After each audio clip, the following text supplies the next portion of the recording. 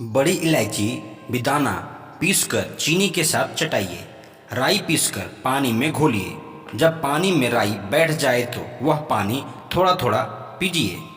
गेरू पीसकर शहद और घी में चटाइए। मोर का पंख बर्तन में भस्म करके उसमें पीपल का चूर्ण और शहद मिलाकर चाटने से हिचकी और श्वास बंद हो जाता है। काला उड़द हुक्के में रखकर पीजिए। इन सभी औषधि से हिचकी ठीक हो जाता है।